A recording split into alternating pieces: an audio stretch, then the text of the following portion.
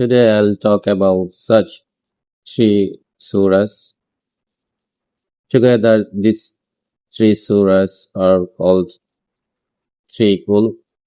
If you recite these three surahs three times in the morning and evening and before going to sleep, Almighty Allah keep you free from man and jinn, devils, and all harmful things. So let's listen to these three surahs.